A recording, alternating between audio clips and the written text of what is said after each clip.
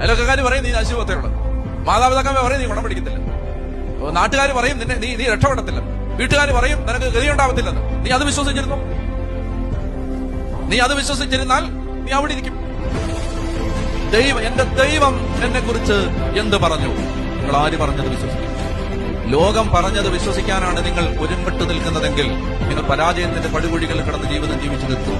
നിങ്ങളെക്കുറിച്ച്, നിങ്ങളെ സ്നേഹിക്കും, നിങ്ങളുടെ യശസ്സും ഉയർച്ചയും അഭിവൃദ്ധിയും ഐശ്വര്യവും മാത്രം ലക്ഷ്യം വെച്ച് മനോഹരവും മോഹനവുമായ പദ്ധതികൾ നിങ്ങളെക്കുറിച്ച് രൂപപ്പെടുത്തി നശിച്ചു പോകാത്തൊരു വലിയ പദ്ധതി നിങ്ങൾക്ക് വേണ്ടി ഒരുക്കി വെച്ച് നിങ്ങളെ എല്ലാ അർത്ഥത്തിലും ഒരു അനുഗ്രഹമാക്കാൻ കാത്തു നിൽക്കുന്ന സർവശക്തനും പിതാവുമായ ആ ദൈവം നിങ്ങളെക്കുറിച്ച് പറഞ്ഞ കാര്യങ്ങളാണ് ഈ 36,000 വാക്യങ്ങളിലായി 73 ഗ്രന്ഥങ്ങളിലായി നിങ്ങളുടെ കയ്യിൽ വെച്ച് തന്നിരിക്കുന്ന വേദപുസ്തകത്തിലുള്ളത്. നിങ്ങളെക്കുറിച്ച് ദൈവത്തിന്റെ കണ്ണ്, ദൈവത്തിന്റെ വാക്ക്, ദൈവത്തിന്റെ അരുളപ്പാട്, ദൈവം പറഞ്ഞ കാര്യങ്ങൾ നിങ്ങൾ എന്ത് വിശ്വസിക്കും?